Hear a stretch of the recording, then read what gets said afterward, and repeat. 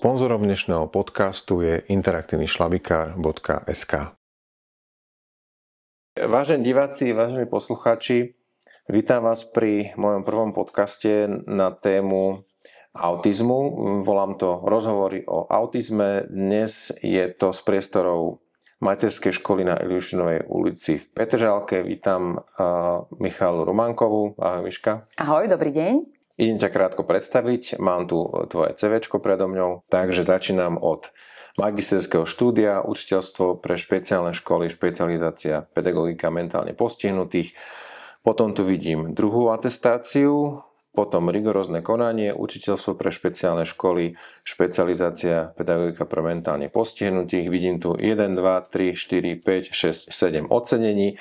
Na ďalších stranách som si všimol kopec odborných kurzov, workshopov, inovačného a ďalšieho vzdelávania. Asi najväčšia položka, alebo taká najcennejšia pre mňa je to, že si špeciálna pedagogička v triede pre deti SPAS tu v Petržalke a si tu od mája 2001. Ako sa dá vydržať 23 rokov na jednom mieste? Dá sa to vydržať, keď človek robí to, čo ho baví, keď tá práca je jeho koníčkom. Ja som sa pre túto prácu rozhodla, vedela som, do čoho idem a robím vlastne stále tie roky to, čo ma baví a prečo stále na tomto istom mieste, lebo však mohla by som robiť aj inde tých 23 rokov špeciálnu pedagogičku. Nám sa to tu stále mení. Ja mám výborné kolegyne, ja som aj veľmi aktívny človek, stále snažím sa prinášať aj sem niečo nové, niečo inovatívne a potom človek, keď stále robí niečo nové a prináša to sem, tak nemá pocit, že ako keby stagnoval, ako keby tu bol naozaj tých 23 rokov, lebo stále je to niečo nové, stále sa tu niečo iné deje. A aj tie deťurence nám sa tak striedajú, že nejaké obdobie sú tu s nami, potom máme nové deti a nie je to také stereotypné, je to stále iné, takže dá sa to vydržať a hlavne to, že človek robí to, čo ho baví, to, čo je jeho koníčkom, to, čo má rád. Moja ďalšia otázka je, že prečo práve špeciálna pedagogika? Je množstvo povolaní, ktoré si človek môže vybrať a ty si vyberáš akorát toto. Prečo? Ja som vždy tak inklinovala k deťom, chcela som sa deťom venovať. Moja stredná škola je teda stredná zdravotnícka škola, mám odbor detská sestra, takže ma to tak ťahalo k deťom. A v podstate v tom nemocničnom prostredí som videla, že život je o tom, že nie len nejaké bežné deťurence, zdravé, šťastné, hej, ale aj možno s nejakým znevýhodnením, s nejakým ochorením. A vtedy som si tak povedala, že ani nie je možno, že sa tak starať o nich po tej zdravotnej stránke, ale po tej intelektuálnej, edukačnej, vzdelávať ich, pracovať s nimi. Možno ešte taký detský sen, že materská škola. Takže som si to tak plnila jedno s druhým a zvolila som si teda špeciálnu pedagogiku. Začala som ako dobrovoľníčka v Združení pre pomoc Združenie pomoc pre osoby s mentálnym postihnutím a tam sme robili detské tábory pre deti, aj ich súrodencov, ich rodiny, takže aj taká inklúzia už vlastne v tých 90. rokoch, aspoň v týchto letných táboroch, tak som v podstate aj počas tej vysokej školy robila ako dobrovoľníčka v tom ZPMP, potom som si našla prácu v Kampíne, to je vlastne domov sociálnych služieb pre deti s mentálnym postihnutím, takže stále som si myslela, že pôjdem touto líniou, že budem vzdelávať deti s mentálnym znevýhodnením alebo s intelektuálnym znevýhodnením a vtedy na vysokej škole, myslím, že som bola nejaká tretiačka alebo štvrtačka, prišla doktorka Šedibová, ktorá v podstate možno zakladala alebo pracovala, bola vedúca takej prvej školy pre deti s autizmom na Slovensku a mne sa to tam nesmierne páčilo, celý ten prístup, tá práca, to štrukturované prostredie, taká tá individuálna terapia s tými deťmi a vtedy som si povedala, že to je presne toto, čomu sa chcem venovať. Tak keď som si pozrel, alebo keď si zosumarizujem vlastne to obdobie a to, ako sa tu deti točia, dá sa povedať nejak, že koľko vlastne žiakov s autizmom si osobne stretla, videla, počula, nemyslím len tvojich žiakov, žiakov. Máš to nejako spočítané, alebo? Nemám to spočítané, samozrejme všetky deti si pamätám. mám s niektorými aj ešte stále, že nejaký vzťah, hej, že minimálne s ich rodičmi cez Facebook si napíšeme, oni mi povedia, ako sa darí. V podstate na tvojho syna si pamätám doteraz. Takže to bolo jedno z takých prvých mojich detí. Neviem ten počet, naozaj neviem. Možno, že nejak, keby som vypočítala, že tie deťurence sa u nás držia ale zase je to rôzne. Niektoré od 3 rôčkov, niektoré prídu v tom predškolskom období. Neviem, nechcem. No asi sú to desiatky, nie? Určite. Asi sú to desiatky. A keď pripočítame tých ostatných, tak to bude asi, nevieme koľko, ale povedzme, že... Je ich veľa. Je ich veľa, skrátka. Je ich veľa, áno. K tomu sa viaže vlastne ďalšia moja otázka, že vzdelávanie autistov je zložité, komplikované, náročné. Človek musí veľa študovať, ale musí byť takisto, by som povedal, odolný a mať vlastne takú vieru, že to, čo robí, je správne, užitočné a že to pre niečo je. Určite to má význam podľa toho, čo hovoríš, aj pretože si tu, ale to ma napadá, že vlastne či sa ti niekedy stalo, že si napríklad vyhorela? Nie, nemyslím si, že som vyhorela, lebo to je presne ten aktívny život, že stále je niečo nové, stále sa do niečoho nového pustím. Či to robila som, neviem, či to môžem povedať, to kľudne to vystrihne, ak nie. Pre Lenovo sme robili taký LenTalk, taký program na komunikáciu. Potom ty si prišiel s vizuálnym čítaním. Zase to bola novinka. Zase som vedela, že wow, toto je zase niečo nové. My sme ti to testovali, deťurence boli nadšené, išlo im to, čo im predtým nešlo, alebo išlo to ťažšie, tak s tým vizuálnym čítaním sme sa rozbehli. Potom ja som ambasadorka eTwinning komunity, európskej komunity škôl. Takže to je zase niečo nové, lebo robíme projektové vzdelávanie, tam veľa sa presadzuje inklúzia, čiže naše deti sa vzdelávajú s bežnými deťmi v našej materskej škole a robíme spolu projekty. Čiže nevyhorela som a aj tie deti sa stále striedajú, že mám nejaký rok, 2, 3, nejaké 2 deťurence moje, plus ešte tie deti, ktoré sú v našej triede. A aj tie deti, každý potrebuje niečo iné. Každé dieťa nejakým iným spôsobom, iné metódy.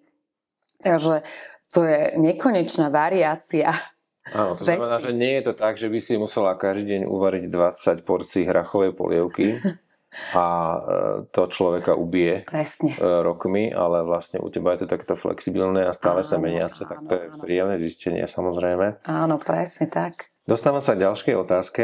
Moja dcera minulý týždeň vyhlásila, že nech máš akýkoľvek názor, tak na internete nájdeš vždy nejaké podporné skupiny, články, dôkazy v úvodzovkách, výskumy a rôzne veci, ktoré vlastne budú potvrdzovať tú tvoju domnienku. Že sa vlastne, že nech si ktokoľvek, vždy nájdeš nejakú skupinu ľudí, ktorej sa môžeš tak ako keby pridať alebo nejak tak. Áno.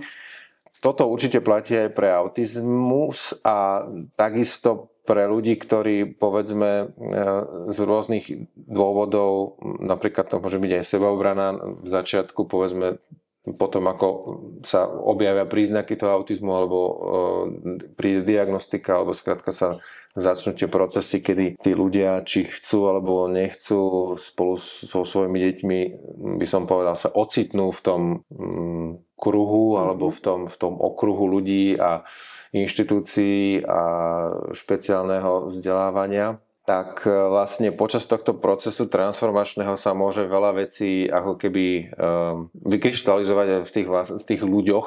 Áno. A potom majú rôzne predstavy o tom, že čo autizmus je a ako z toho deti vyrastú a tak ďalej, tak ďalej. Ako každý má, tak ako hovorí, že každý má nejaký názor, niekto ti ho podporí, niekto ti ho vyvráti. Aj k nám prichádzajú rodičia s rôznymi názormi, ale my sa im to nesnažíme ani možno vyvrácať, ani nemám úplne, že sú určite aj mýty rôzne, aj niečo, čo nie je úplne správne, ale ja osobne, aj moje kolegyne, aj ľudí, ktorí poznám, my sa možno nesnažíme vyvrácať nejaké názory, ale ukázať im, že pozrite sa, my to robíme takto a toto tomu vášmu dieťaťu pomáha. A oni potom, tí rodičia, možno sami upúšťajú a my sa staneme taká ich komunita a oni nám potom aj veria. Čiže aj keď majú možno nejaký mýtus, ktorý možno si chcel počuť, aby som povedala, aký je.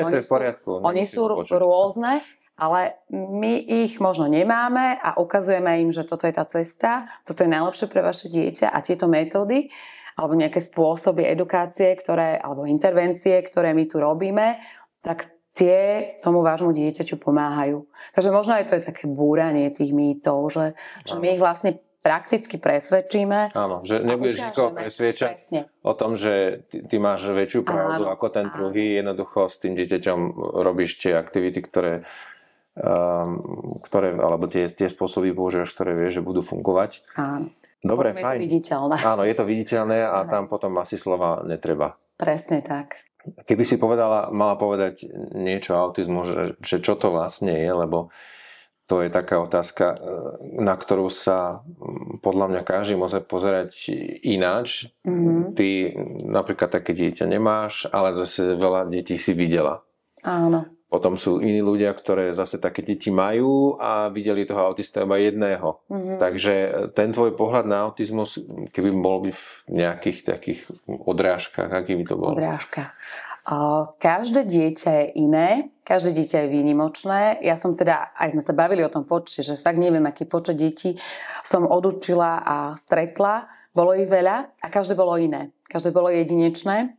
A mne sa veľmi páči, ja už si nepamätám, že koho je to výrok, ale aj pani profesorka Ostatníková to často spomína, že keď stretnete 100 ľudí s autizmom, tak to je 100 autizmov. Áno. Čiže presne, že každé je iné, každé je výnimočné.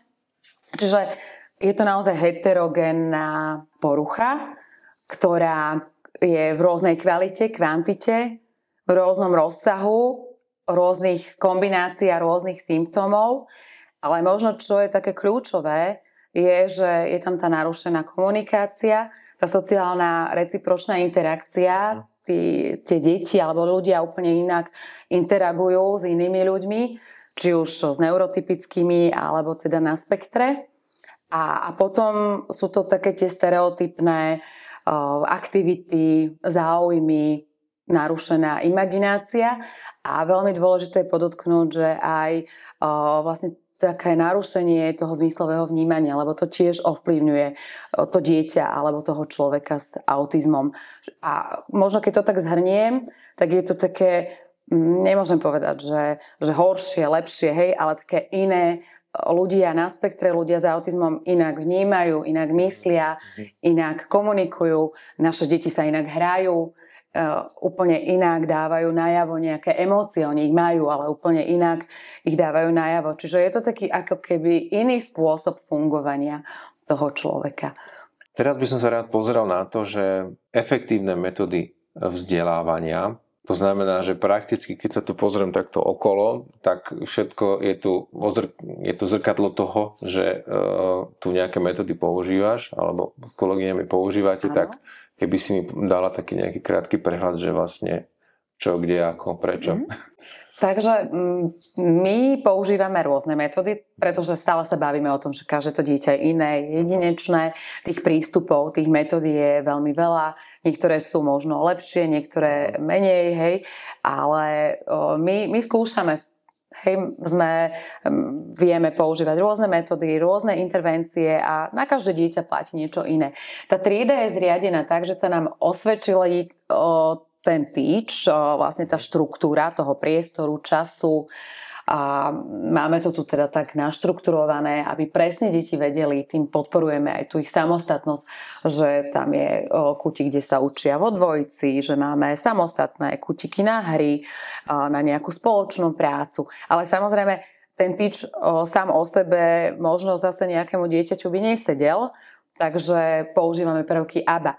My nie sme certifikované ABA terapeutky, čiže zase len môžeme učiť od niekoho, čiže chodíme na nejaké školenia, niečo preberáme a potom to používame. Čiže aj tá metodika ABA je výborná a naozaj pomáha veľa, veľa deťom, takže používame aj prvky ABA, používame rôzne vizuálne čítanie, digitálne technológie, lebo tie naše špeciálne deti, oni naozaj v tých digitálnych technológiách sú doma. To je úplne úžasné, také počítačové myslenie. Takže veľa vecí práve cez tie digitálne technológie. Používame rôzne také terapie, ktoré sú ako doplnkové. Máme vlastného kanisterapeuta, ktorý k nám chodí. Muzikoterapiu robíme, ale zase nie my, ale máme na to človeka, ktorý to robí pre naše deti. A rôzny storytelling a rôzne pohybová terapia. Každá kolegyňa inklinuje k niečomu inému, muzikoterapiu, arteterapiu alebo prvky týchto terapií, keďže tiež nie sme úplne že certifikovaní terapeuti, aby som bola presná. A celé je to v tom štrukturovanom prostredí a myslím, že to je pre naše deti fajn a každé to dieťa vlastne ide tým svojim štýlom, tým svojim spôsobom.